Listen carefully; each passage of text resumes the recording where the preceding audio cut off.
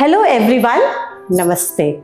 I am Rupa Sogli, the proud principal of Diwajuti School. Today, I am here to discuss on a topic which is very close to our heart, yet often ignored, the mental well-being of our children. Children's life is often seen as fun and carefree. We often realize that they don't think much about anything else and they just want to enjoy their life. And they don't have any responsibilities on their head. But it is not always true. In reality, the children also face a lot of issues relating to their peer pressure, expectation from parents, career worries, and many more to go.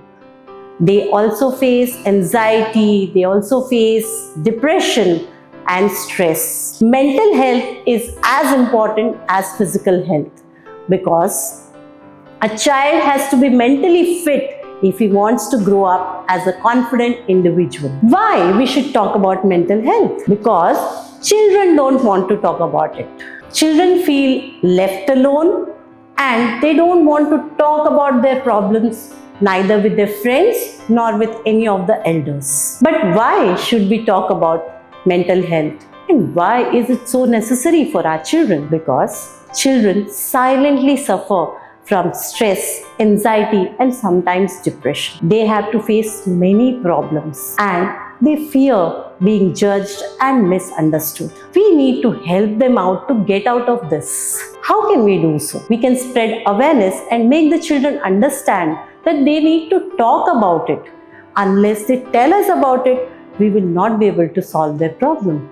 We have to make them feel that they are not alone in this world and there are people who can help them to solve their issues. How can we recognize these type of children? What are the common signs which will tell us that the children are suffering mentally? Here are some of the signs which will tell us that the children are suffering. First, sudden mood changes. Yes, you can notice this very well among the children, that they become very irritable and they don't want to talk with anybody, neither their friends nor any of the family members. Withdrawal from friends and family. The children start moving away from their friends and stop going out with them, and also stop attending all the family functions with their family members. They want to be left alone and they almost stay in their rooms only. Drop in academic performances. Yes, this is a very important thing which we can notice very easily.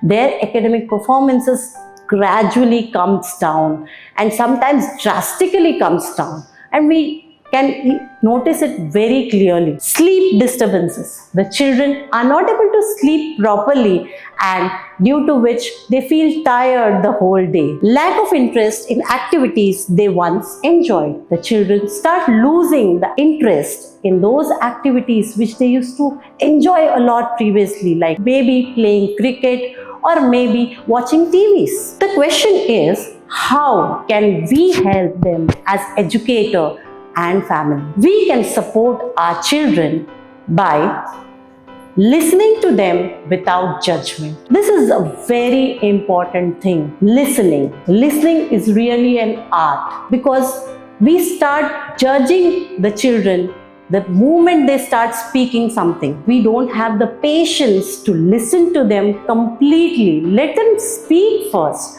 Let them tell whatever is there inside them.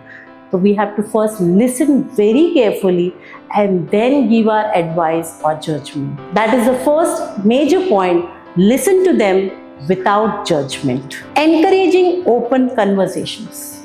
It is very important to encourage a child to talk to us freely without hesitating. Otherwise, we will not be able to understand what he is going through. Positive environment. Create a very positive and nice environment both in house and the school, which will help a child to open up and speak properly. Limited screen time and encourage outdoor playing. The children are now more involved in mobile phones and they don't want to have any physical activities. The games they used to go out and enjoy now are playing in the mobile phones itself. So we have to limit their screen time and make them go out and play. Be a role model.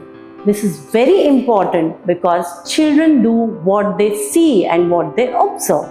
So let us become a role model and show them what to do rather than just telling them what to do. I am very proud to say that at Diwajuti, we make sure that the mental health of the child is taken care of by providing value education and mindfulness sessions.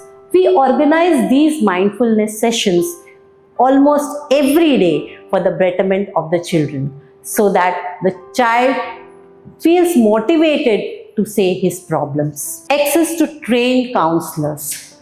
We have trained counselors both for boys and girls where the children can reach out and go to them and talk about their problems whenever they feel like. Safe space for open discussion. We have created a room, a space specially for discussing the problems of the child. The counselors have been appointed and they have been given a specific room where they are available during the school hours and the child can easily go and talk to them about his problems. Activities that promote creativity and emotional expressions. We at the Divyajuti School conduct lot of activities through which the creativity of the children improves and also they can express themselves freely. It is okay to be not okay. Children, please don't be afraid to share your problems.